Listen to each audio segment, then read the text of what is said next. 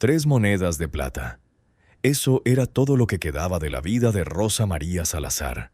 La sostenía en la palma de su mano callosa, sintiendo el frío peso del metal bajo el implacable sol de agosto de 1932, mientras el notario esperaba su respuesta con una impaciencia apenas disimulada. 3 monedas que brillaban con la burla de su insuficiencia, 3 piezas de metal que representaban la diferencia entre un techo sobre su cabeza y la muerte bajo las estrellas para ella y sus 4 hijos. El viento caliente de las tierras altas de Durango levantó remolinos de polvo en la desierta calle de San Rafael. Era mediodía y el calor sofocaba cualquier señal de vida. Las puertas de adobe estaban cerradas, las ventanas entreabiertas. La gente se acurrucaba en la fresca penumbra de sus casas, mientras Rosa María permanecía de pie frente a la notaría, con el sol quemándole la nuca y el hambre royendo su estómago como los dientes de una rata. Habían pasado exactamente 42 días desde la muerte de Esteban, 42 días desde que el caballo lo arrojó contra las rocas del barranco mientras pastoreaba ganado en la hacienda de don Silvestre Medina. 42 días desde que su ya precario mundo se derrumbó como adobe mojado. El patrón había devuelto el cuerpo envuelto en una lona sucia, sin un centavo de compensación, sin una palabra de condolencia. Solo el cadáver destrozado de su esposo y la orden tácita de desalojar la casa de los peones en 3 días. Rosa María lo había vendido todo. La yunta de bueyes que Esteban cuidaba como niños, vendida por una miseria al mismísimo don Silvestre, quien sabía cómo aprovecharse de la desesperación. Los aperos de labranza, el metate de su abuela, las 2 gallinas ponedoras, el zarape de lana que había tejido durante 2 inviernos, la cruz de plata que llevaba al cuello desde su bautizo. Todo se había convertido en monedas que se habían gastado en tortillas, frijoles y las medicinas inútiles para la tos que desgarraba los pulmones de su hijo menor, Tomasito, de apenas 4 años. Si esta historia ya te está cautivando, no olvides suscribirte y darle a me gusta. Cuéntame en los comentarios desde dónde la escuchas. Me encanta saber de ti. Y ahora, con 3 monedas en la mano y 4 bocas que alimentar, se encontraba ante su último recurso, la última puerta antes del abismo. El notario, un hombre pequeño de bigote canoso y ojos de contador, golpeaba el escritorio con su pluma con impaciencia. Detrás de él, en la pared descascarillada de su despacho, colgaba un mapa amarillento de la región y una litografía descolorida de Benito Juárez que parecía juzgarla por su fracaso. «Señora Salazar», dijo el notario con una voz nasal que la hizo sentir molesta. «Ya le expliqué. La casa se vende por 5 pesos. 5 pesos o nada, sin regateos.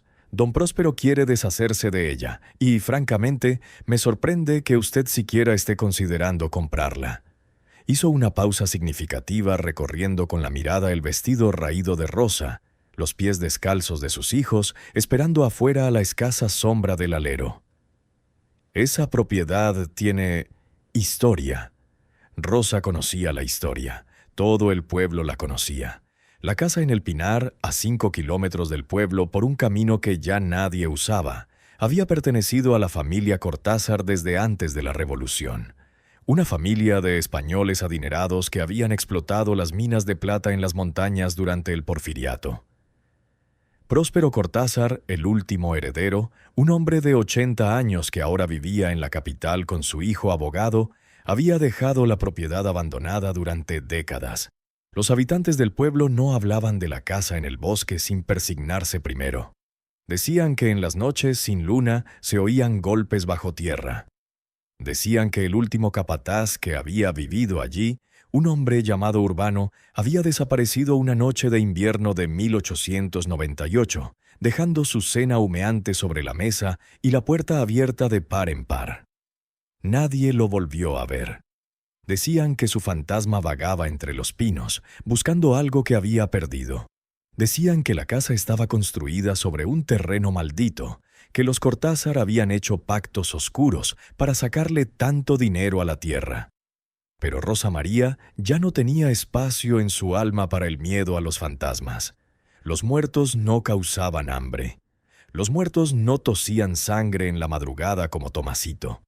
Los muertos no te miraban con ojos enormes preguntando cuándo habría tortillas. El único terror verdadero era el que sentía cada noche al oír los estómagos vacíos de sus hijos rugiendo en la oscuridad. «Tengo 3 pesos», dijo Rosa finalmente, abriendo la mano para mostrar las monedas como si fueran una ofrenda insuficiente a un dios cruel. Su voz estaba ronca por el polvo y la vergüenza. «Es todo lo que tengo en el mundo. Don Próspero puede quedarse con la casa o venderla por lo que yo pueda pagar. Tú decides». El notario la miró con una mezcla de lástima y asco, como quien mira a un perro sarnoso pidiendo limosna. Suspiró con el aire exagerado de quien hace un favor que no merece agradecimiento. «Espérame aquí». Se levantó y desapareció por una puerta lateral, dejándola sola en la oficina que olía a tinta y papeles viejos.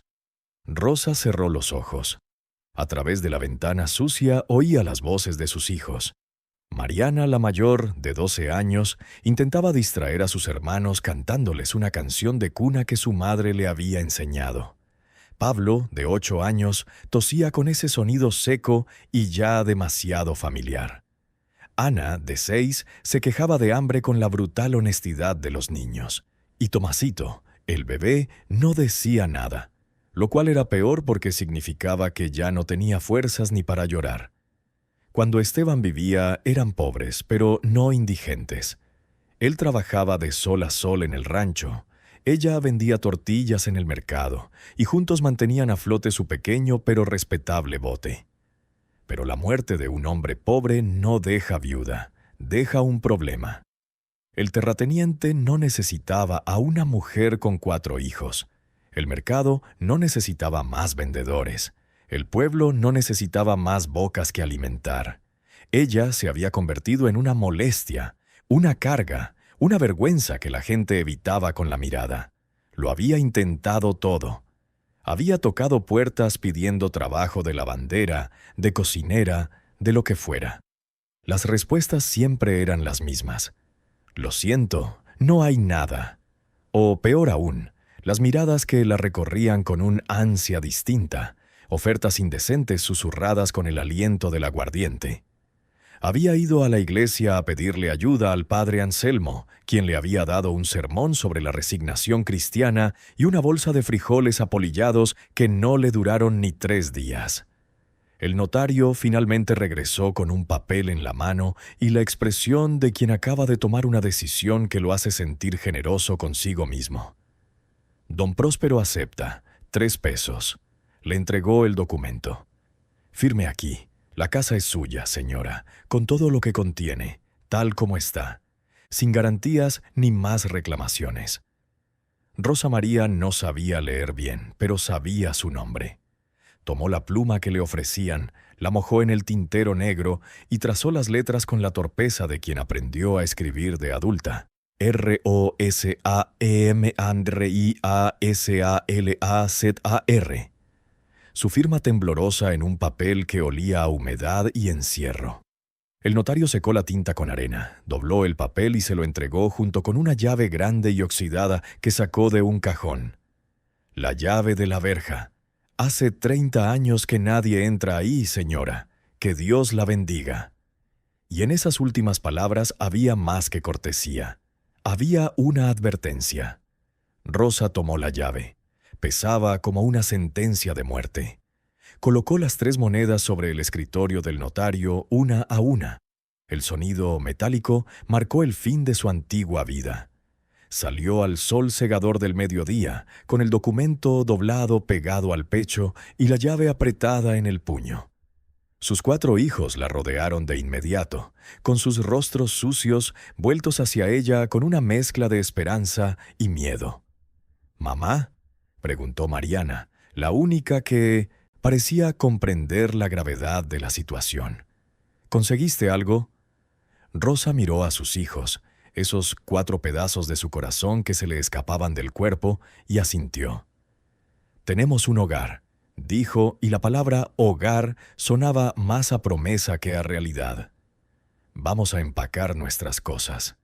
Sus pertenencias eran un pequeño bulto que cabía en un viejo chal, 2 ollas abolladas, 4 mantas raídas, una imagen de la Virgen de Guadalupe, el único retrato de Esteban tomado en su boda y la ropa que vestían. Eso era todo lo que les quedaba de 20 años de vida. El sendero a la casa en el bosque era una pálida cicatriz en la tierra roja, flanqueada por pinos retorcidos que crecían en el suelo pedregoso de las montañas. Rosa caminaba delante, cargando a Tomasito en su chal contra la espalda. El peso del niño febril era más ligero que el peso de la decisión que había tomado. Los otros 3 niños la seguían en fila india, arrastrando los pies descalzos que levantaban nubes de polvo fino. Era media tarde cuando dejaron atrás las últimas casas de San Rafael. El pueblo, con sus adobes desmoronados y su plaza polvorienta, desapareció tras una colina como si se hundiera en la tierra. Frente a ellos solo se extendía el estrecho sendero que serpenteaba hacia el pinar, un bosque que, incluso a plena luz del día, parecía albergar sombras demasiado densas. El silencio había cambiado. Ya no era el silencio seco y vibrante del altiplano, lleno del zumbido de los insectos y el susurro del viento en la hierba muerta. Era un silencio vegetal, húmedo, roto, solo por el crujido de las agujas de pino bajo sus pies y el graznido ocasional de un cuervo que los observaba desde las ramas altas.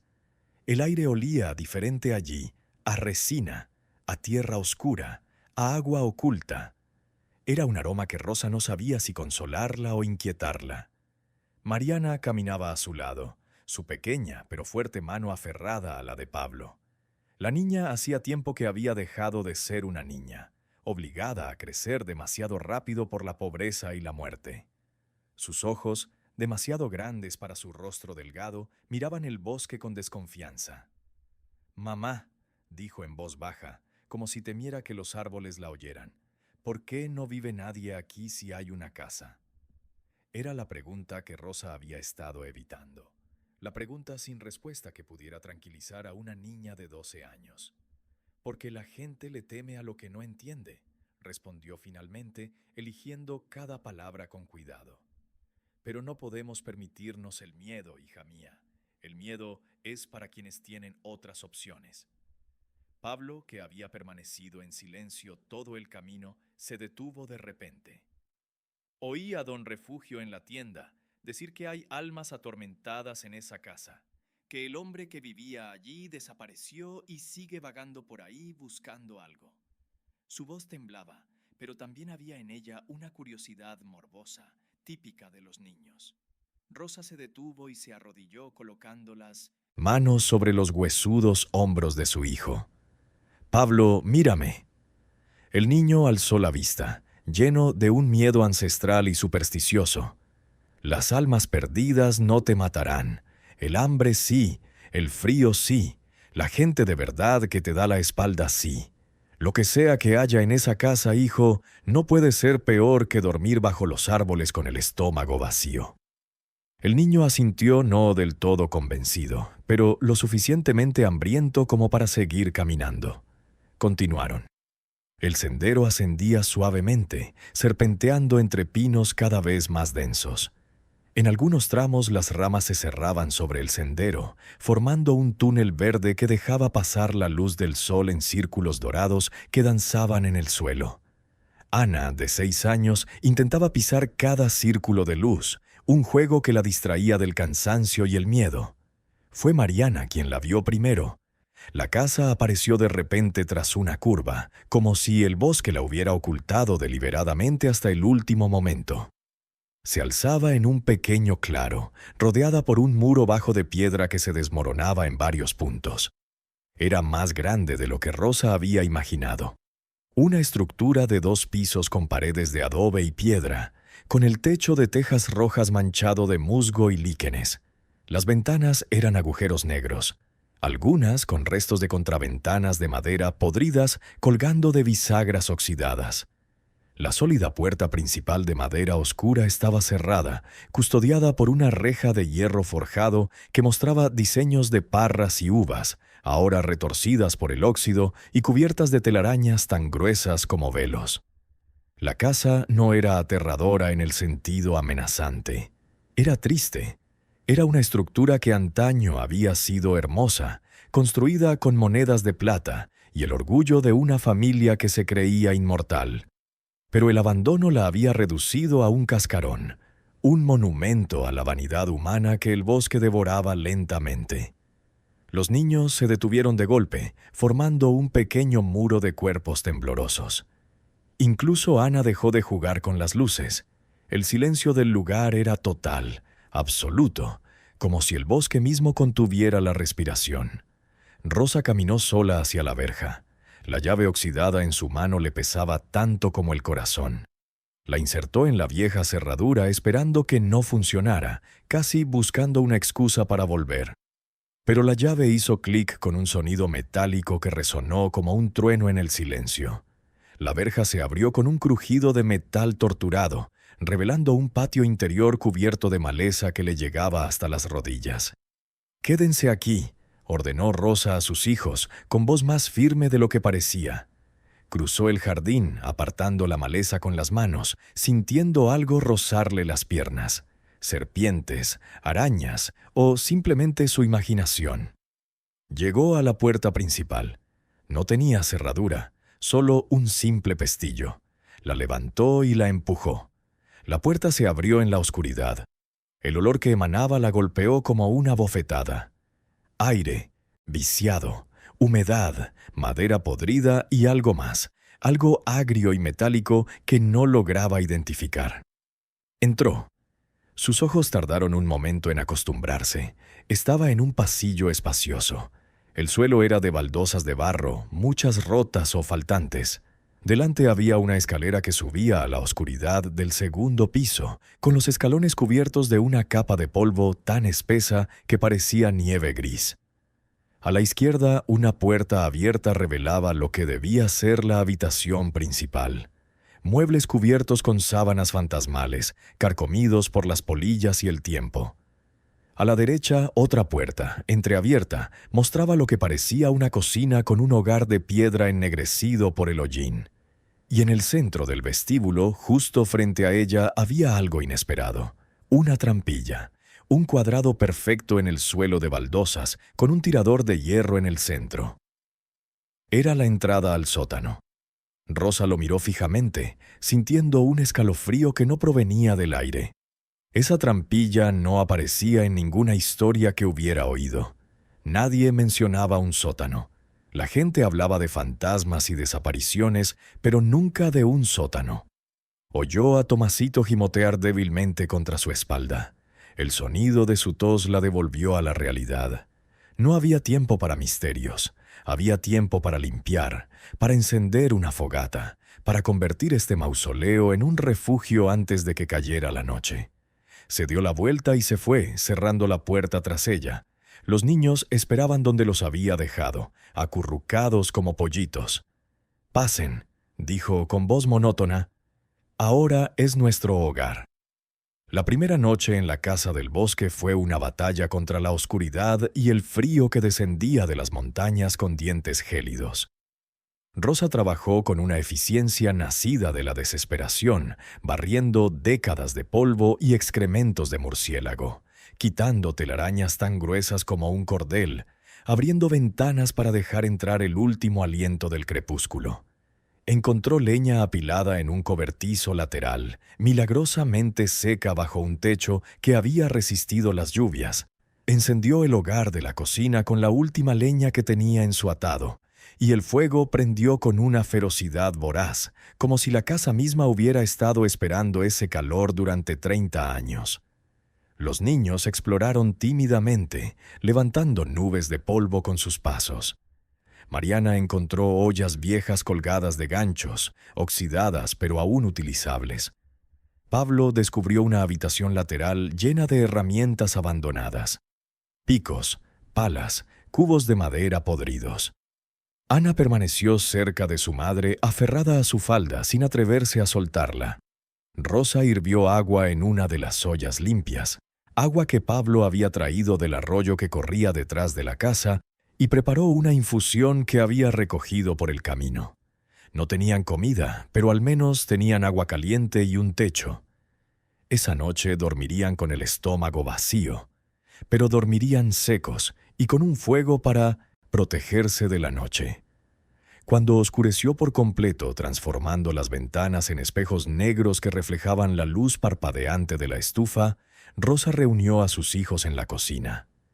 Extendió las 4 mantas en el suelo, cerca del calor, creando un nido común. Los acomodó uno a uno.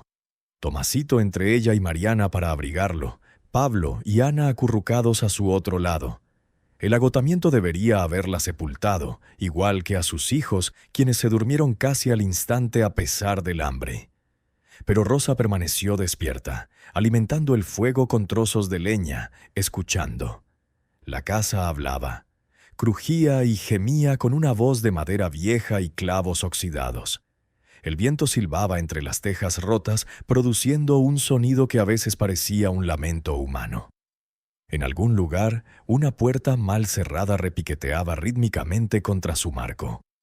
Y debajo de todo, tan débil que bien podría haber sido su imaginación, Rosa juró haber oído algo más. Un sonido que no venía del techo ni de las paredes, sino de abajo. Un sonido apagado y rítmico, como el latido lejano de un corazón enterrado. Miró hacia el vestíbulo, donde el cuadrado oscuro de la trampilla apenas se veía en la penumbra. Sus ojos se fijaron en ese rectángulo negro en el suelo, en esa boca cerrada que conducía a la oscuridad subterránea. ¿Qué podría haber ahí abajo? ¿Por qué los Cortázar, una familia tan adinerada, habrían construido un sótano en una casa que solo usaban para su capataz? ¿Qué guardaban allí que, 30 años después, nadie se había atrevido a buscar? Las preguntas se arremolinaban en su mente como moscas alrededor de carne podrida. Pero el cansancio finalmente la venció.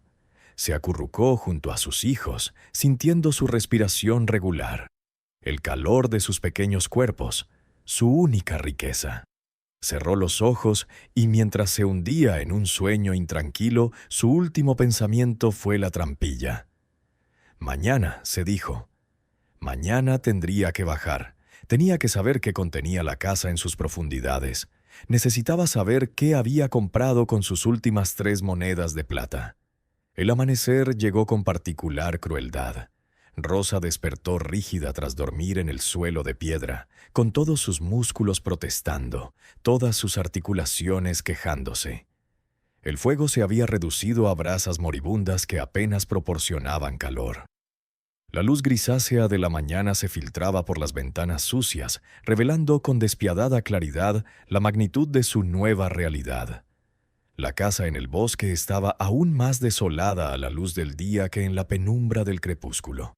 Las paredes estaban manchadas de humedad, con grandes manchas de salitre que parecían mapas de países imaginarios.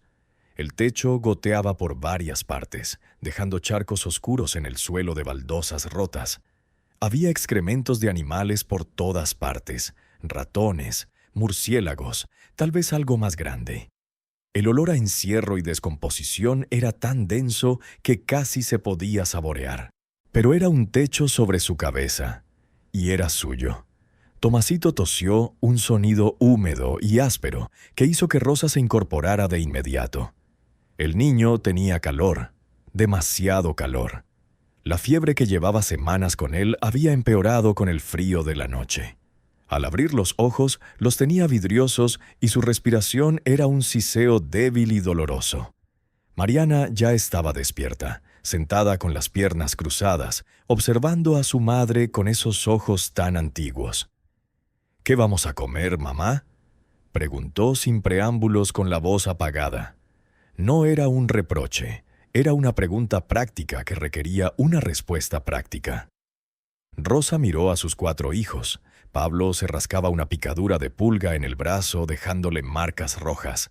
Ana se chupaba el pulgar, un hábito que había superado, pero que había vuelto con el estrés.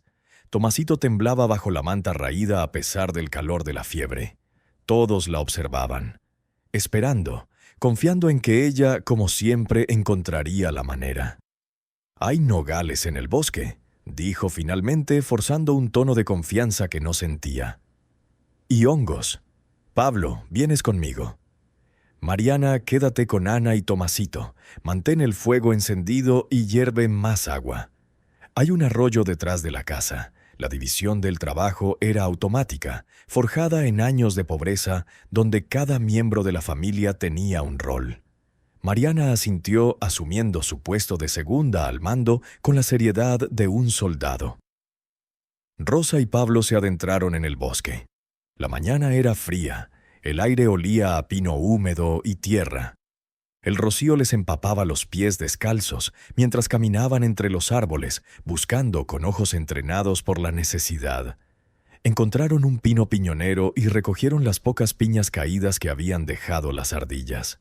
Rosa usó una piedra para abrirlas y extraer los pequeños y aceitosos piñones. No era mucho, pero algo era algo. Pablo encontró un roble con bellotas esparcidas en su base. Las recogieron, aunque Rosa sabía que tendrían que hervirlas varias veces para quitarles el amargor. También encontró un semillero de quelites silvestres cerca del arroyo y los arrancó de raíz, llenando su delantal improvisado.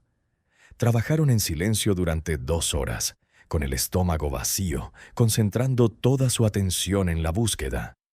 Al regresar a la casa, Mariana había logrado mantener el fuego encendido y había llenado las ollas con agua del arroyo. Rosa preparó un caldo escaso con los quelites, bellotas machacadas y piñones. Era más agua que comida, pero estaba caliente, y eso era algo. Se sentaron en el suelo de la cocina, compartiendo la única olla, pasándosela de mano en mano, cada uno tomando pequeños sorbos. Nadie se quejó del sabor amargo. Nadie pidió más. Tomasito apenas pudo tragar unos sorbos antes de volver a recostarse, con el pecho subiendo y bajando con dificultad. Rosa lo observaba con una angustia que le revolvía las entrañas. El niño necesitaba medicinas, o al menos comida, decente, carne, leche, algo sustancioso. Pero no tenían nada. Había gastado sus últimas monedas en esta casa maldita, y ahora estaban atrapados allí, a kilómetros del pueblo, sin dinero, sin comida, solo árboles y silencio. Los días siguientes fueron una brutal repetición del primero. Rosa y quien fuera más fuerte ese día salieron a buscar comida al bosque. Encontraron muy poco. El bosque no era generoso. Limpiaron la casa obsesivamente, más por necesidad de movimiento que por la esperanza de hacerla habitable. Cada habitación que abrían revelaba más desolación. Muebles podridos, ropa apolillada, platos rotos. Los Cortázar se habían llevado todo lo de valor al irse. Pero había señales extrañas. En la habitación que debía ser del capataz, Rosa encontró una camisa colgada de un gancho detrás de la puerta. Era de lana gruesa, de las que usaban los hombres para trabajar en la montaña, y aunque estaba polvorienta y descolorida por el tiempo, estaba intacta. No estaba carcomida por las polillas ni podrida, como si alguien la hubiera colgado ayer con la intención de usarla mañana. Sobre la mesa de esa misma habitación yacía una vela, medio consumida, con la mecha negra pero no desmenuzada. Y junto a la vela un plato de peltre contenía lo que parecían ser los restos momificados de una comida. Frijoles negros, duros como piedras, una tortilla transformada en un disco de cuero. Era exactamente como predecía la leyenda. Urbano había dejado la cena sin terminar. Pero lo más inquietante fue que no había señales de lucha, ni sangre, ni muebles volcados.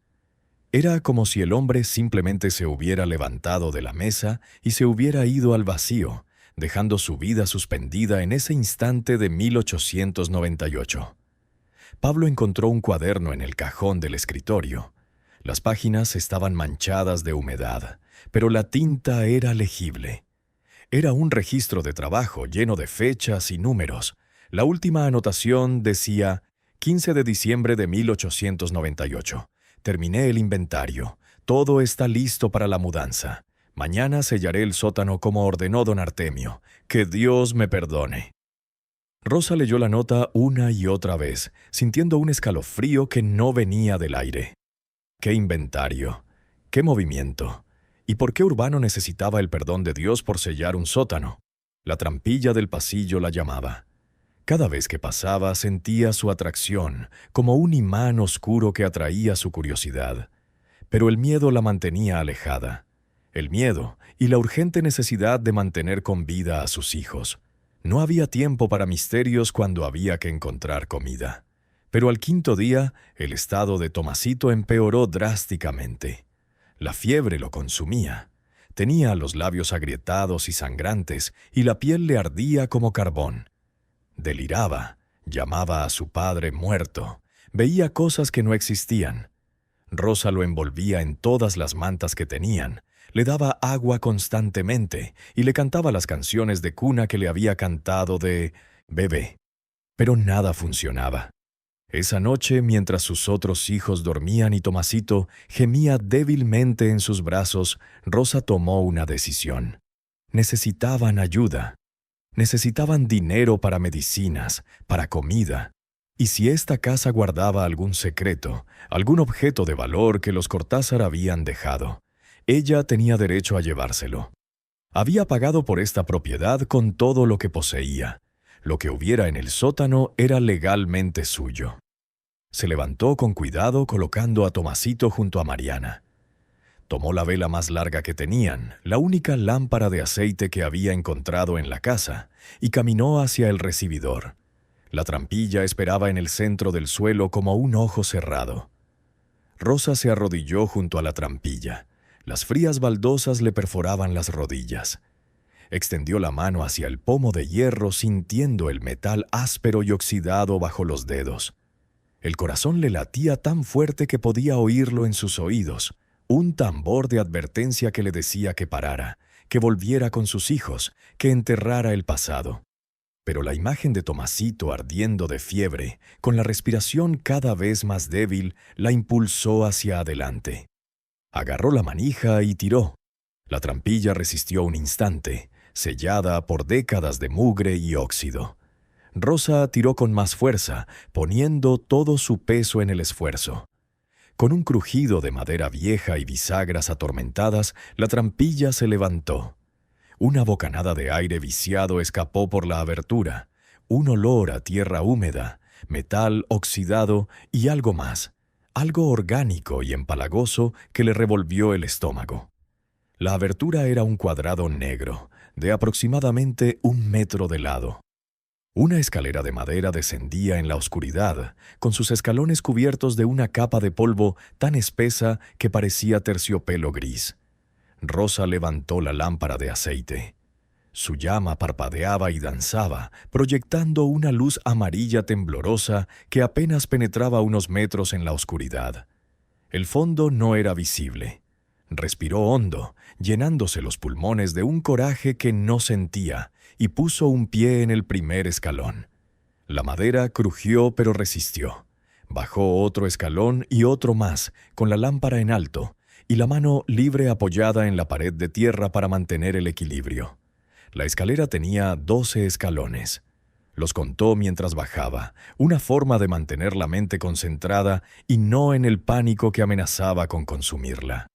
12 escalones hacia las entrañas de la tierra, hacia el secreto que había esperado durante 34 años.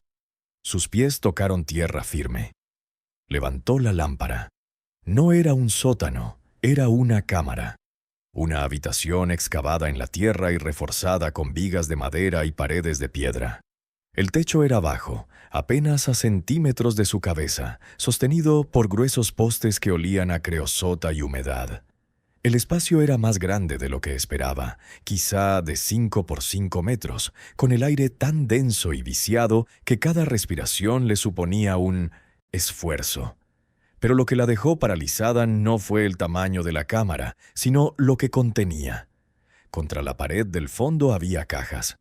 Docenas de cajas de madera apiladas con precisión militar, cada una marcada con el emblema de la familia Cortázar grabado a fuego en la madera. Eran cajas de envío, de las que se usaban para transportar objetos de valor.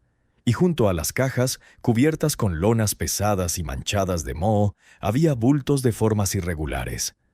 Rosa se acercó lentamente. sintiéndose como si pisara tierra sagrada o maldita. No estaba segura de cuál. Dejó la lámpara en el suelo y, con manos temblorosas, levantó una esquina de la lona más cercana. El metal relucía bajo la luz parpadeante. Eran herramientas de minería, picos, palas, palancas, todas nuevas, sin usar, con el aceite conservante aún brillante sobre el metal. Había suficiente equipo para una operación minera completa. ¿Por qué los Cortázar habrían guardado esto aquí, en el sótano de la casa de su capataz, en lugar de en las minas? Se volvió hacia las cajas. La primera que abrió estaba llena de lámparas de aceite, docenas de ellas, aún en sus envoltorios de papel. La segunda contenía uniformes de trabajo, overoles de lona gruesa, todos de la misma talla. La tercera tenía botas. Pares y pares de botas de minero, con suelas tachonadas para caminar en túneles rocosos. Era un almacén. Los Cortázar habían estado preparando algo grande, una nueva operación minera, y habían usado esta casa como almacén secreto. Pero, ¿por qué secreto? ¿Y por qué abandonar todo esto? Rosa continuó explorando, su curiosidad ahora más fuerte que su miedo. Encontró más cajas de herramientas, explosivos en paquetes cuidadosamente marcados como peligrosos, cuerdas y cadenas. Y en el rincón más alejado, casi oculto entre las sombras, encontró algo diferente. Era un baúl pequeño, no de madera común, sino de cedro oscuro, con herrajes de bronce que aún brillaban tenuemente. No lucía el emblema de Cortázar. Tenía un candado, pero el candado estaba abierto, colgando de la anilla, como si alguien lo hubiera abierto y no hubiera tenido tiempo de cerrarlo. Rosa se arrodilló ante el baúl, sintiendo que había llegado al corazón del misterio. Levantó la tapa lentamente, haciendo crujir las bisagras. Dentro no había plata ni oro. Había papeles, archivos y archivos de documentos atados con un cordel rojo descolorido. Rosa tomó el primero con manos temblorosas y lo desató. El papel era grueso, oficial, con lacre rojo y tinta negra en una elegante caligrafía difícil de leer. Pero reconoció suficientes palabras para entender de qué se trataba. Eran títulos de propiedad, escrituras de tierras, contratos. Acercó la lámpara y leyó con más atención, moviendo los labios al deletrear las palabras difíciles. Lo que leyó le heló la sangre. Los documentos no estaban a nombre de los Cortázar, estaban a nombre de familias que Rosa conocía, o mejor, dicho, cuyos apellidos reconocía. Se trataba de las familias que habían sido expulsadas de estas tierras décadas atrás, las familias acusadas de no poder pagar sus deudas y cuyas propiedades habían sido transferidas legalmente a los Cortázar durante el Porfiriato. Pero estos documentos contaban una historia diferente. Eran los títulos originales, las escrituras legítimas, los contratos reales, y demostraban que las deudas se habían pagado.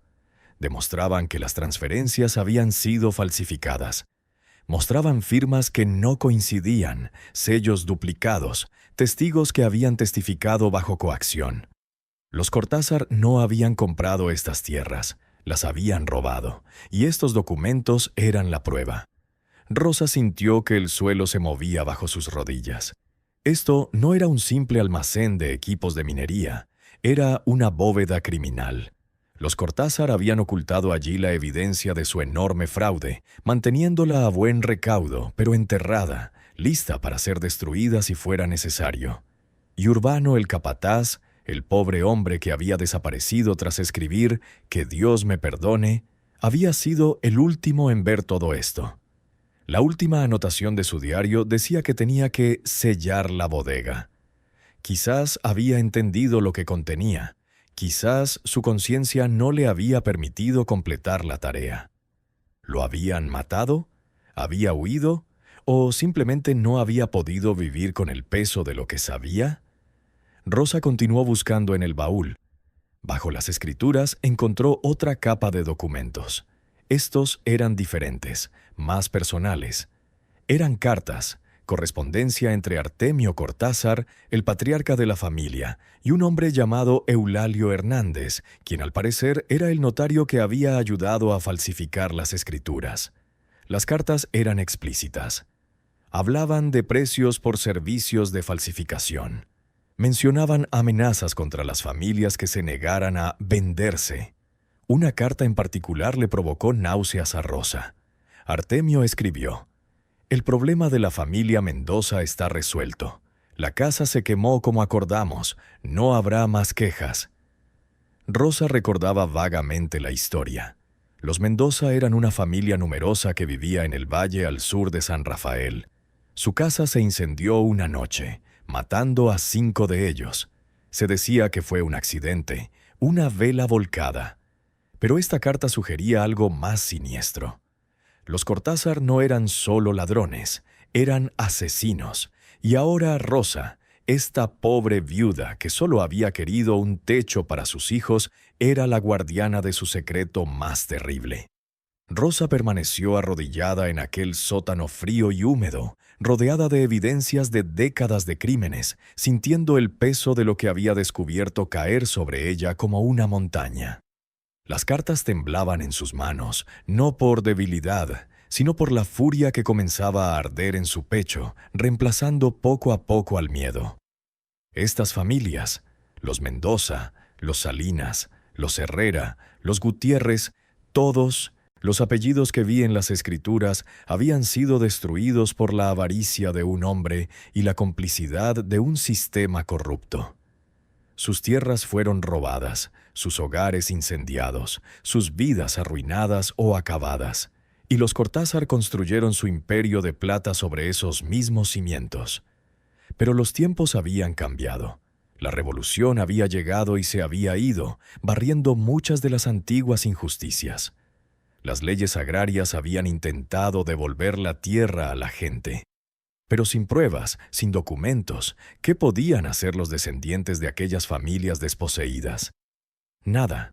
Solo vivir con la amargura de saber que sus abuelos habían sido despojados, pero sin poder demostrarlo. Hasta ahora. Rosa sacó otra carta del fondo del baúl. Esta era diferente, más reciente que las demás. La fecha indicaba junio de 1898.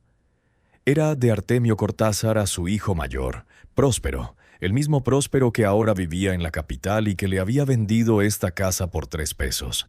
La carta era breve pero reveladora. Próspero, mi querido hijo.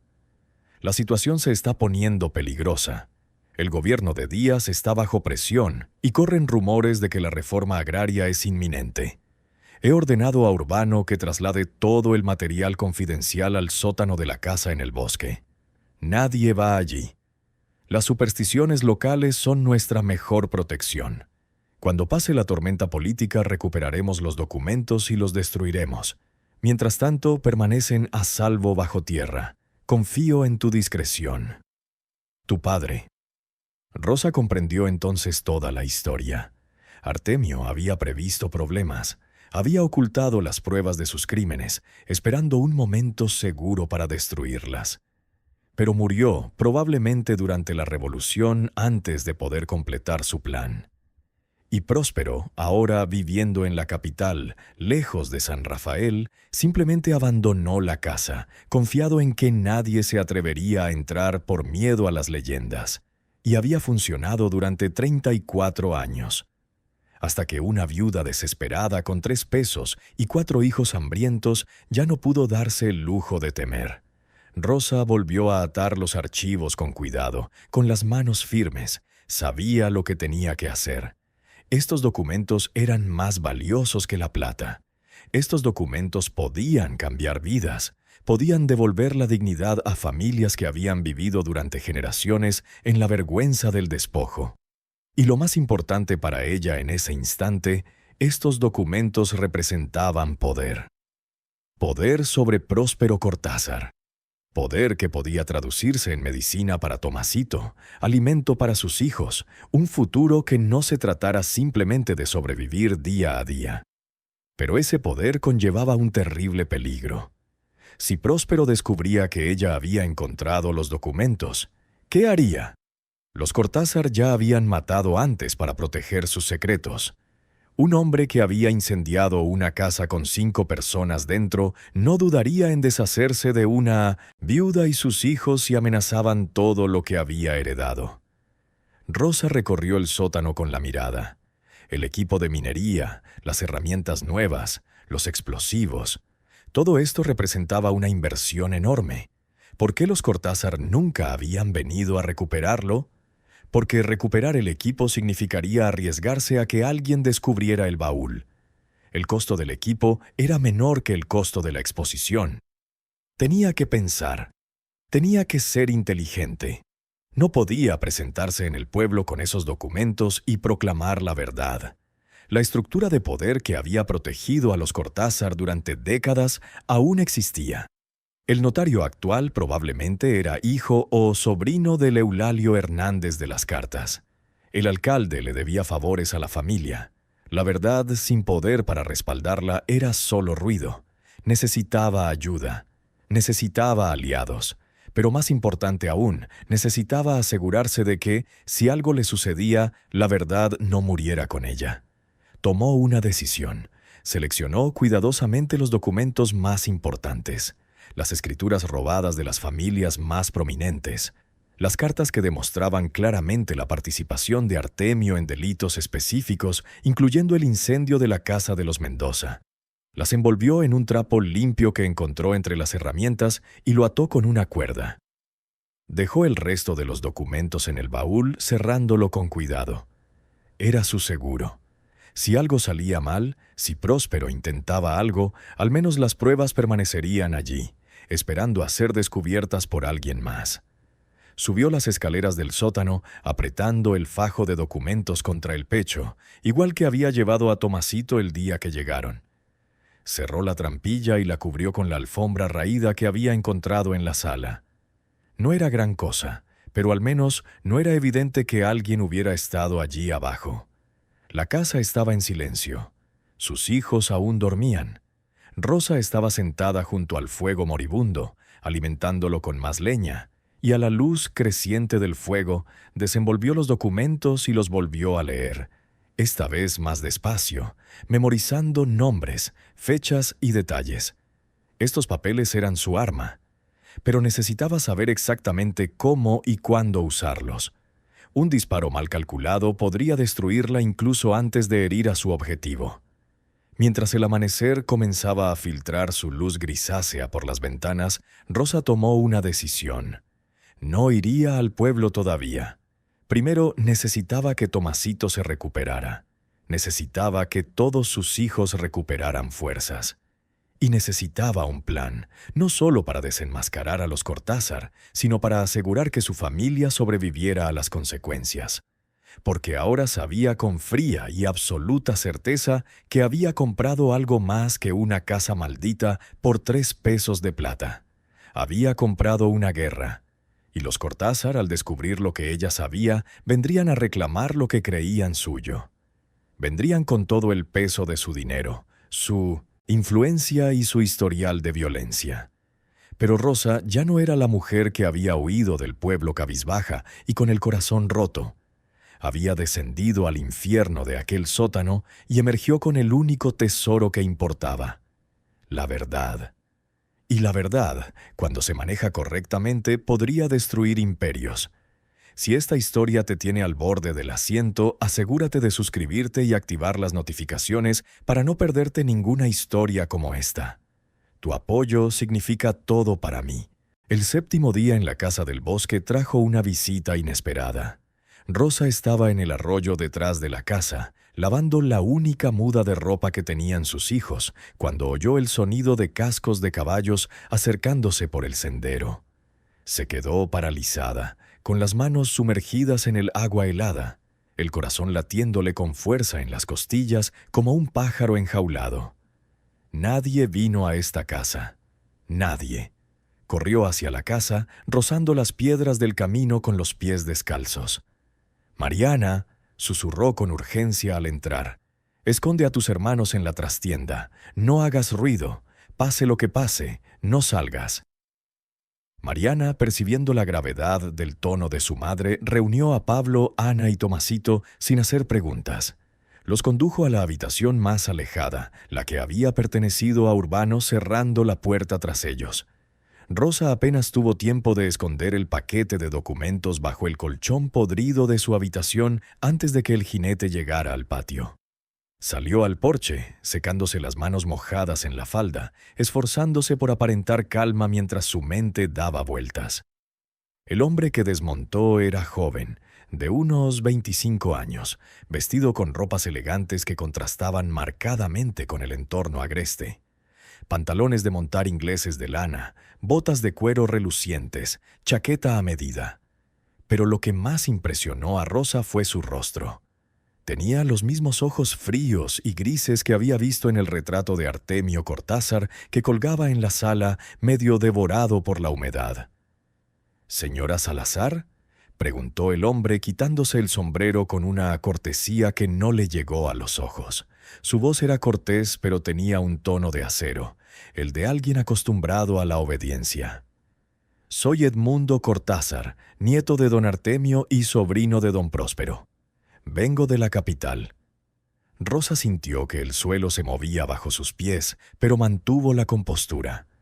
«Señor Cortázar», respondió con un gesto que no era de sumisión, sino de reconocimiento de su presencia. «¿Qué lo trae por esta casa?». Edmundo la estudió con inquietud, observando el lamentable estado de la propiedad. Las ventanas rotas, la maleza invadiendo el jardín. «Mi tío me informó que había vendido esta propiedad. Debo confesar que me sorprendió. Esta casa tiene un valor sentimental para nuestra familia». Hizo una pausa significativa. «Y también contiene ciertos objetos personales que olvidamos recuperar antes de la venta». El corazón de Rosa latía tan fuerte que estaba segura de que él podía oírlo. «La casa estaba vacía cuando llegamos, señor. Solo muebles viejos y herramientas rotas». «¿Has explorado toda la casa?», preguntó Edmund con tono despreocupado pero mirada alerta. «¿Incluyendo el sótano?». Rosa fingió confusión. «Sótano, no he visto ningún sótano». La mentira se cernía entre ellos como humo. Edmund la observó un buen rato, intentando determinar si decía la verdad. Finalmente sonrió, pero la sonrisa no llegó a sus ojos. «Claro, quizás me equivoque. Ha pasado tanto tiempo». Volvió a ponerse el sombrero. «Pero debo insistir en inspeccionar la propiedad. Como dije, hay objetos de valor sentimental. Con su permiso, por supuesto». No era una petición, era una orden disfrazada de cortesía. Rosa se hizo a un lado, sabiendo que negarse sería admitir que tenía algo que ocultar. «Como desee, señor, aunque debo advertirle que la casa está en muy mal estado». Edmundo entró, sus botas resonando sobre las baldosas rotas. Rosa lo siguió con todos los músculos tensos, rezando para que Mariana mantuviera a los niños tranquilos. El hombre deambulaba por las habitaciones con una familiaridad que solo podía provenir de haber estado allí antes. No le sorprendió el estado de deterioro ni los muebles podridos. Buscaba algo específico. Al llegar al vestíbulo, su mirada se posó de inmediato en el lugar donde había estado la trampilla, ahora oculta bajo la alfombra. Se detuvo, tensándose. «¿Qué hay debajo de esa alfombra?». «No lo sé», mintió Rosa de nuevo. «Estaba allí cuando llegamos. No lo hemos movido». Edmund se arrodilló y apartó la alfombra de un tirón, dejando al descubierto la trampilla. Una expresión de alivio cruzó su rostro, tan breve que Rosa casi la pasó por alto. «Ah, aquí está, el viejo almacén». Miró a Rosa. «¿Tienes una vela? Me gustaría ver qué hay ahí abajo». Rosa no tuvo otra opción. Le dio una vela y observó, conteniendo la respiración, cómo Edmund abría la trampilla y bajaba. Los minutos que siguieron fueron los más largos de su vida. Oyó sus pasos abajo, el sonido de las cajas al ser trasladadas, el crujido de la madera. Cuando finalmente emergió, su rostro estaba pálido y el polvo se adhería a su ropa cara. En sus manos llevaba una de las lámparas de aceite que Rosa había visto en las cajas.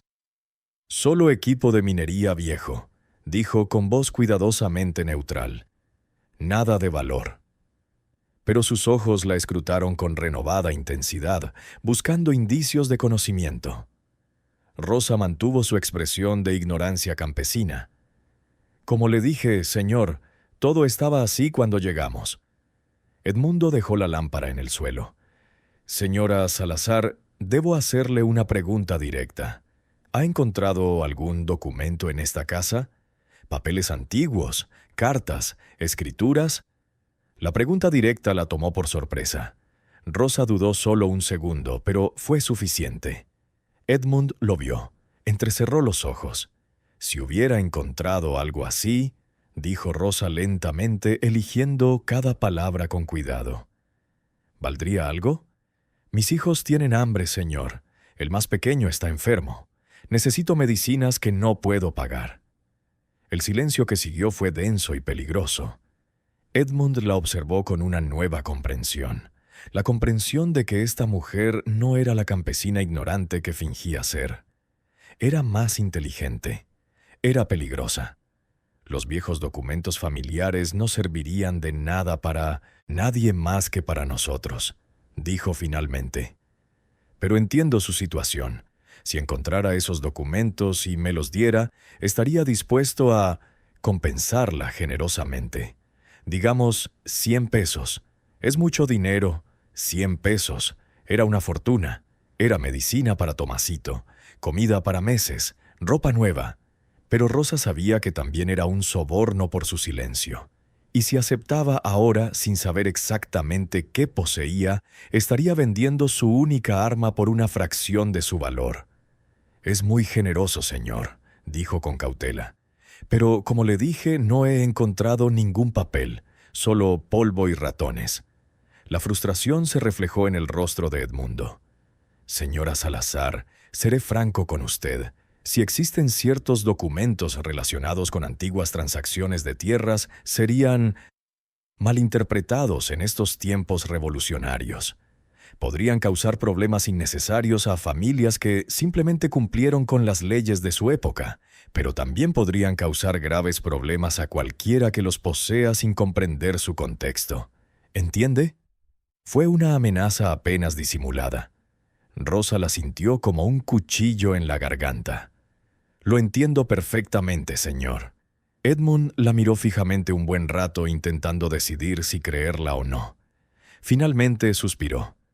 «Estaré en la ciudad unos días, en la posada de doña Clemencia. Si encuentra algo, lo que sea, por favor, avíseme de inmediato. Sería beneficioso para todos». Se giró hacia la puerta y se detuvo. «Una cosa más que, señora. Esta propiedad, aunque la compró legalmente, podría tener complicaciones legales. Dudas sobre títulos antiguos, disputas de límites. Sería una lástima que, después de pagarla, la perdiera por tecnicismos legales. Solo digo que tener amigos influyentes puede ser útil en estos asuntos». Otra amenaza. Esta es más clara. «Comparte lo que sabes o te quitaremos incluso esto». «Tomaré en cuenta su consejo, señor Cortázar», dijo Rosa con voz firme a pesar del miedo que le helaba las venas. Cuando Edmundo se fue, cabalgando de regreso al pueblo, Rosa se apoyó en la puerta cerrada, temblando. Los niños salieron de su escondite.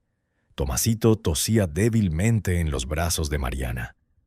«¿Mamá?», preguntó Mariana con miedo. «¿Ese hombre nos va a quitar la casa?». Rosa miró a sus 4 hijos, sus rostros delgados y sucios, sus enormes ojos llenos de miedo y confianza. Había mentido para protegerlos, pero ¿cuánto tiempo podría mantener esa mentira?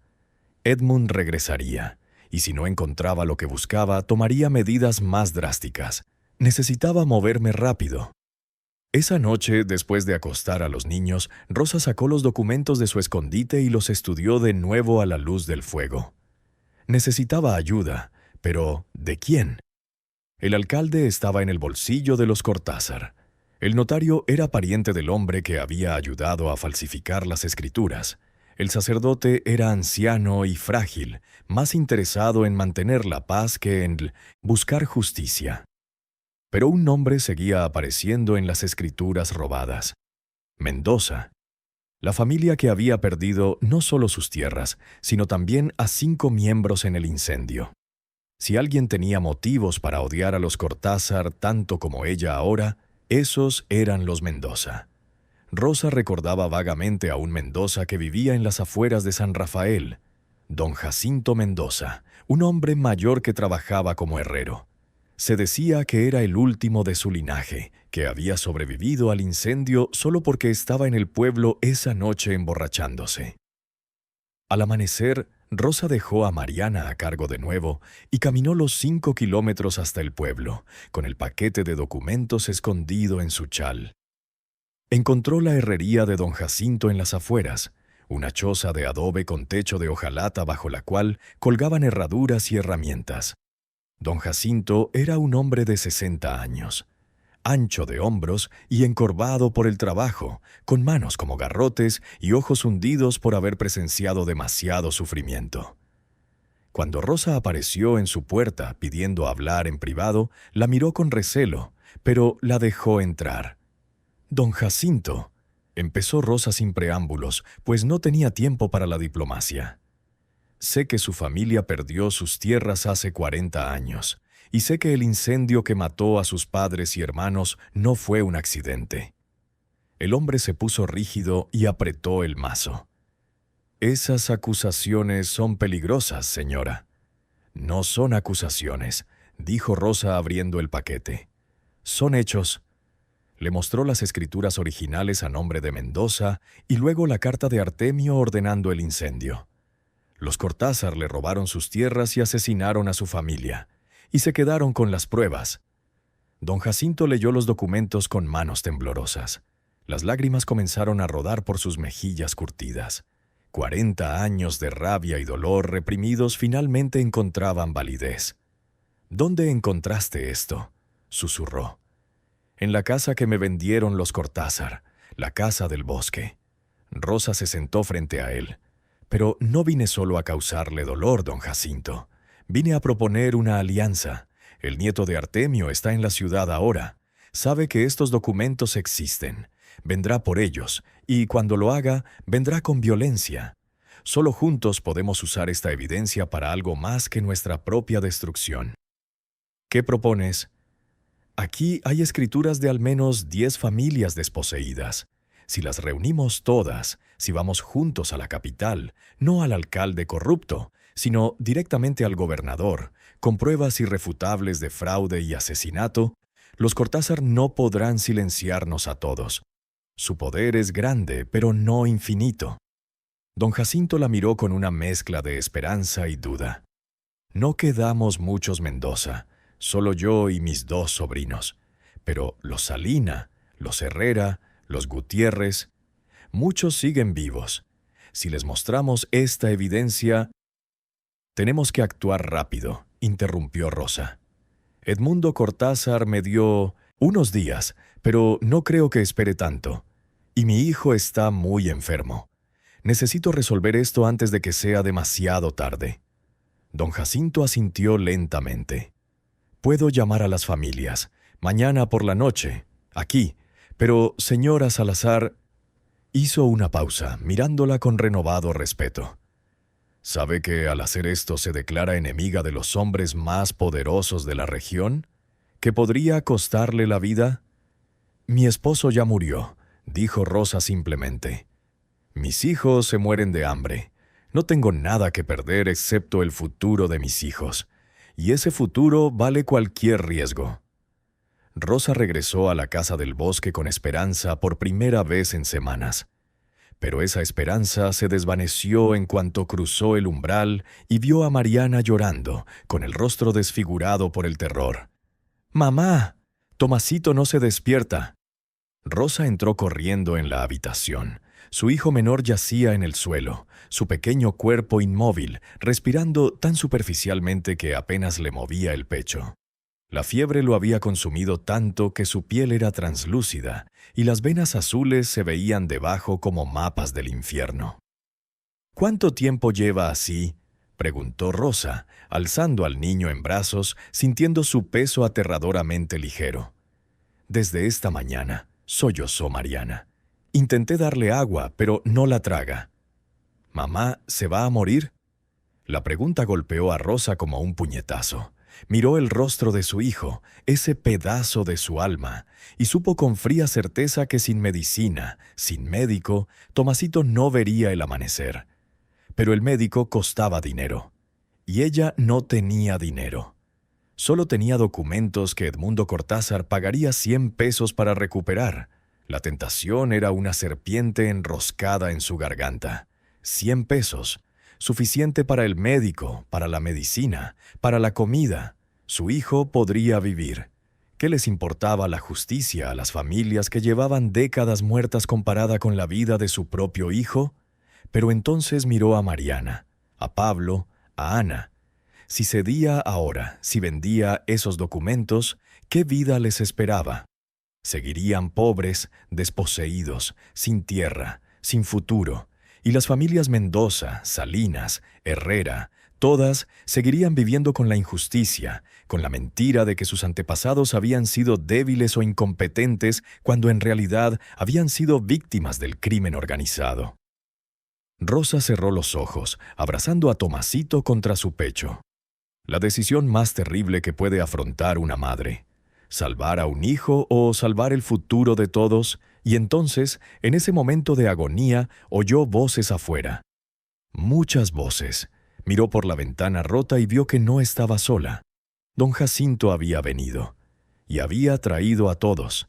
Había al menos 20 personas en el claro frente a la casa. Hombres y mujeres de todas las edades, algunos ancianos apoyados en bastones, otros jóvenes con fuego en la mirada. Don Jacinto iba al frente, y al ver salir a Rosa con Tomasito en brazos, su expresión se suavizó. «Señora Salazar», llamó. «Estas son las familias. Los Mendoza, los Salinas, los Herrera, los Gutiérrez, los Navarro, todos los desposeídos. Les conté lo que encontré. Han venido a ver la evidencia con sus propios ojos». Rosa bajó los escalones del porche sintiendo el peso de todas esas miradas sobre ella. «Don Jacinto trajo noticias», dijo una mujer mayor con voz temblorosa. «Dice que tiene las escrituras originales de nuestras tierras, las que, según los Cortázares, se perdieron en un incendio». «¿Es cierto?» «Es cierto», respondió Rosa. «Pero hay un problema. Mi hijo se está muriendo. Necesito un médico ahora mismo y no tengo dinero. Edmundo Cortázar me ofreció 100 pesos por esos documentos, suficiente para salvar a mi hijo». Un murmullo recorrió la multitud. Rosa vio comprensión en algunos rostros, condena en otros. Una joven dio un paso al frente. «Entonces véndelos», dijo con fiereza. «Salva a tu hijo. Nadie aquí te culparía». Pero don Jacinto negó con la cabeza. «Si vende esos documentos, señora Salazar, los Cortázar los destruirán, y con ellos la única prueba de sus crímenes. Estas familias seguirán pobres, desposeídas, sin tierras. Sus descendientes seguirán cargando con la vergüenza de una derrota que nunca les correspondió». «Lo sé», dijo Rosa con la voz quebrada. «Por eso te llamé. Pero mira a mi hijo. ¿Qué madre prefiere la justicia abstracta a la vida de su propio hijo?» El silencio que siguió fue denso y terrible. Y entonces, para sorpresa de Rosa, la joven que había hablado se acercó. «Soy Refugio Gutiérrez», dijo. «Mi abuela era partera. Déjame ver al niño». Rosa la dejó examinar a Tomasito. La mujer le tocó la frente, escuchó su respiración y le revisó los ojos. «Es neumonía», dijo finalmente. «Avanzada. Necesita calor, vapor y esto». Sacó una botellita de su bolso. «Aceite de eucalipto. Lo hacemos para niños con problemas pulmonares. No es un médico, pero puede ayudar». «No tengo nada con qué pagarte», susurró Rosa. «No quiero pago», dijo Refugio con firmeza. «Mi familia lo perdió todo por culpa de los Cortázar. Si su hijo sobrevive y eso significa que pueden luchar contra ellos, entonces esta es mi contribución a la batalla». Miró al grupo reunido. Todos podemos contribuir. Los Navarro tienen una vaca, pueden dar leche. Los Salinas pueden dar maíz. Los Herrera tienen cobijas. No necesitan los 100 pesos de Cortázar. Nos tienen a nosotros. Rosa sintió que las lágrimas le quemaban los ojos mientras la oferta se repetía de boca en boca. Estas personas, que casi no tenían nada, estaban dispuestas a compartir con ella porque reconocían que su lucha era la misma. «Pero necesitamos algo más», dijo don Jacinto. «Necesitamos un plan. Edmundo Cortázar no esperará mucho. Y si viene aquí con hombres armados, entonces nos aseguraremos de que las pruebas estén a salvo antes de que eso suceda», interrumpió un joven a quien Rosa reconoció como Felipe Salinas.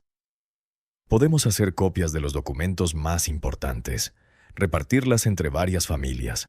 Si los Cortázar vienen por uno de nosotros, los demás pueden llevar las pruebas a la capital. Y necesitamos testigos fuera de San Rafael», añadió un anciano.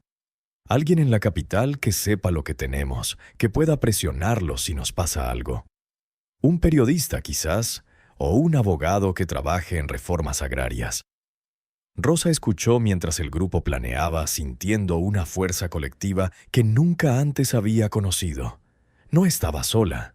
Su lucha se había convertido en la lucha de todos. Esa noche, a la luz de las fogatas encendidas en el claro, copiaron los documentos más importantes. Los hombres que sabían escribir trabajaron por turnos, transcribiendo las escrituras originales, las cartas incriminatorias y los testimonios. Las mujeres prepararon comida con lo que habían traído, alimentando a los hijos de Rosa por primera vez en días con tortillas y frijoles calientes y leche fresca. Refugio preparó vapor de eucalipto para Tomasito, manteniéndolo envuelto en mantas junto al fuego y vertiendo el aceite medicinal en agua hirviendo para que pudiera respirar el vapor. Lentamente, milagrosamente, el niño comenzó a reaccionar. Su respiración se hizo más profunda. Abrió los ojos. No estaba curado, pero estaba vivo. Y a medida que su hijo mejoraba, Rosa supo que había tomado la decisión correcta. No había vendido su alma por 100 pesos. Había encontrado algo más valioso. Una comunidad, una causa, una razón para luchar que iba más allá de la mera supervivencia. Al tercer día, Edmundo Cortázar regresó a la casa en el bosque. Pero esta vez no vino solo.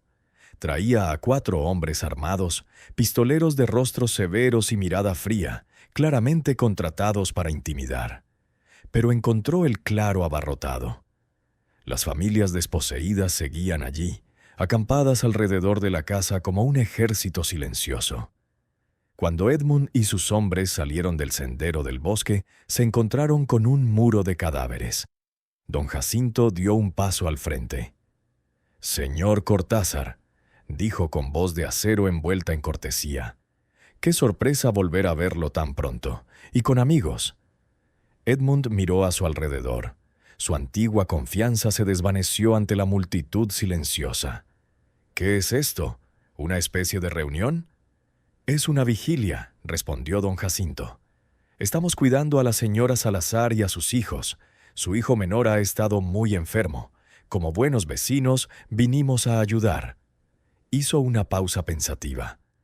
«También estamos aquí para asegurarnos de que nadie moleste a esta familia. Hay muchísimas historias terribles de accidentes que les ocurren a personas en casas aisladas en el bosque. Incendios, por ejemplo». El mensaje era claro. La amenaza de Cortázar había sido identificada y contrarrestada con otra amenaza. Testigos. Muchos testigos. Edmundo apretó la mandíbula. «Necesito hablar con la señora Salazar. Moisian, privado». «Lo que necesites decirme puedes decirlo aquí», dijo Rosa, saliendo al porche con Tomasito en brazos, el niño visiblemente reanimado y mejorando. «No hay secretos entre amigos». Edmundo la fulminó con la mirada con un odio apenas contenido. «Muy bien. Señora Salazar, tengo entendido que pudo haber encontrado ciertos documentos pertenecientes a mi familia. Documentos privados que se guardaban en esta propiedad antes de su venta. Legalmente, esos documentos siguen siendo propiedad de la familia Cortázar. ¿Documentos?, preguntó Rosa con inocencia. Como ya le dije, señor Cortázar, solo he encontrado polvo y ratones. No me hagas bromas, susurró Edmundo. Sé que los tienes, y te advierto que poseer documentos robados es un delito. Podrías ir a la cárcel. ¿Robado?, intervino don Jacinto con voz fingida de incredulidad. ¿Cómo pueden ser robados los documentos si estaban en una propiedad que la señora compró legalmente? Todo lo que había en esta casa al momento de la venta pasó a ser de su propiedad, según la ley. ¿No es así, señor Cortázar? ¿O las leyes son diferentes para ricos y pobres? Un murmullo de asentimiento recorrió la multitud. Edmundo sintió que perdía el control de la situación. «Les ofrezco una solución razonable», dijo alzando la voz. 100 pesos por los documentos. Nadie tiene por qué enterarse de esto. 200, dijo Rosa de repente. Todos guardaron silencio mirándola fijamente. Edmund parpadeó confundido. ¿Qué? 200 pesos, repitió Rosa. Si esos documentos son tan valiosos que traen hombres armados por ellos, entonces valen más de 100. 200 pesos. Y un contrato, firmado ante notario, que garantiza que usted y su familia nunca cuestionarán mi propiedad de esta casa y su terreno. Edmundo la miró con una mezcla de furia y admiración. Esta campesina lo estaba extorsionando. «Es un robo», espetó. «Son negocios», corrigió Rosa con frialdad. «Ya sabe de negocios, señor Cortázar. Su familia amasó su fortuna con ellos, 200 pesos y un contrato. O estos documentos hacen un viaje muy interesante a la capital, donde estoy segura de que a los nuevos oficiales revolucionarios les fascinaría saber cómo las grandes familias del Porfiriato adquirieron sus propiedades. Era un engaño parcial. Rosa no tenía contactos en la capital, pero Edmundo no lo sabía. Lo que sí sabía era que estaba rodeado de testigos, que sus tácticas de intimidación habían fracasado y que cada día que los documentos estaban fuera de su control era un día más de riesgo. 100 ahora, dijo finalmente derrotado. Y 100 más cuando firme el contrato ante el notario. Mañana. Rosa asintió. Trato hecho, pero solo te daré los documentos cuando tenga los 200 pesos completos y el contrato firmado. Y don Jacinto vendrá conmigo como testigo ante el notario. Edmundo llamó a uno de sus hombres, quien le entregó una bolsa. Sacó 100 pesos en 1800, billetes y monedas, arrojándolos a los pies de Rosa con desdén. «Mañana al mediodía, en la notaría, y más vale que traigas esos papeles». «Yo los traeré», prometió Rosa recogiendo el dinero con dignidad. Cuando Edmund y sus hombres regresaron al pueblo, la multitud estalló en vítores contenidos, pero Rosa levantó la mano pidiendo silencio. «Esto no ha terminado», dijo, «y no les voy a dar los documentos originales». Sonrió al ver sus expresiones confusas. «Les voy a dar copias muy convincentes. Los originales van a la capital con Felipe Salinas, quien tiene un primo que trabaja en las oficinas de reforma agraria. Esos documentos originales se registrarán oficialmente, se harán públicos, y entonces ni con todo el dinero de los Cortázar se podrán enterrar de nuevo». Don Jacinto se echó a reír. «Es brillante. Les vendemos sus propios crímenes y aún así los destruimos». «No los destruimos», corrigió Rosa con suavidad. «Les estamos dando la oportunidad de pagar por sus crímenes con dinero en lugar de sangre. Y estamos usando ese dinero para empezar a reparar el daño que causaron». Miró a las familias reunidas. 200 pesos no les devolverán sus tierras, pero es un comienzo, y cuando los documentos se hagan públicos tendrán la prueba. El día siguiente amaneció con una claridad cristalina que parecía burlarse de la tensión que se arremolinaba en el pecho de Rosa María.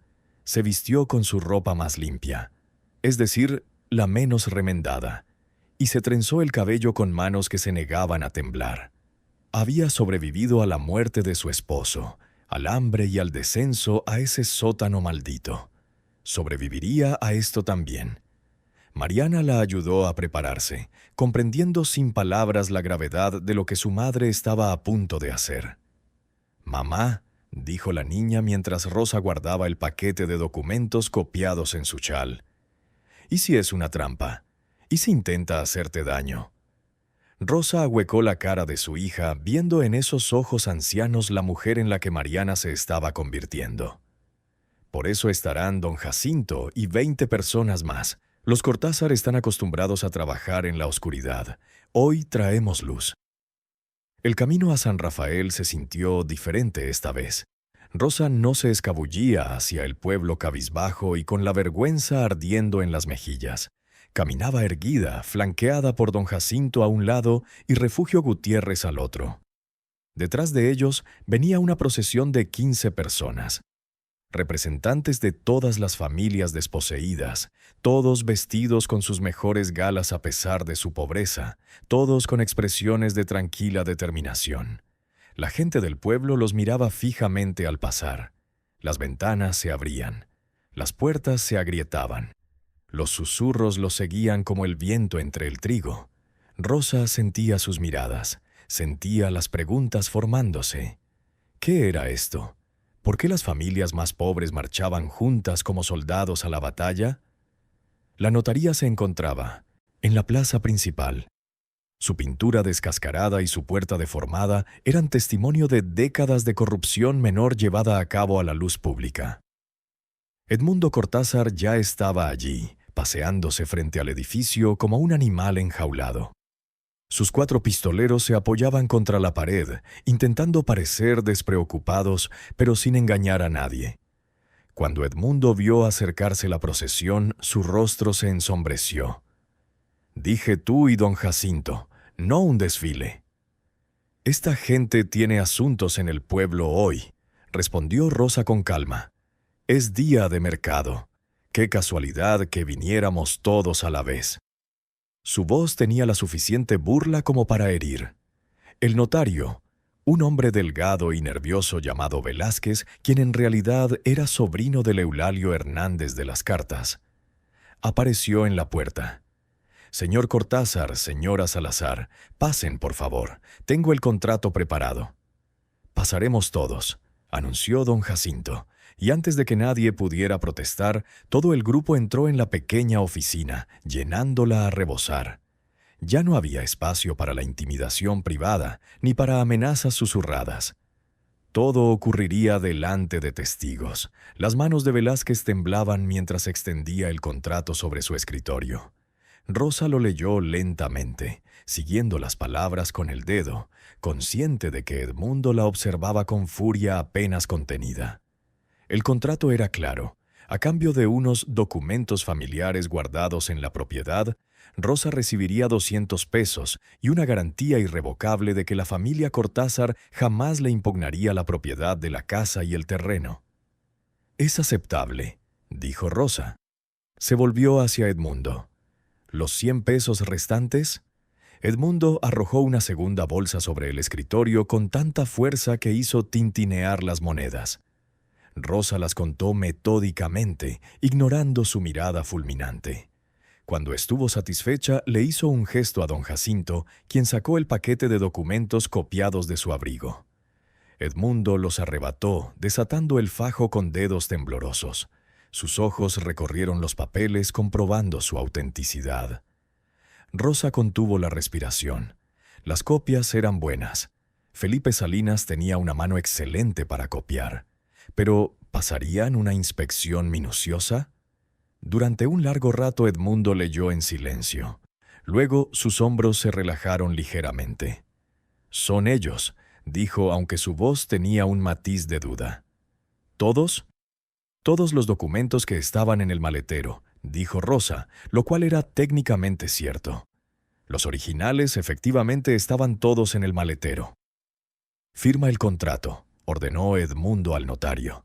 Velázquez lo hizo dejando una mancha de sudor en el papel. Edmundo firmó después con una furiosa mancha de tinta.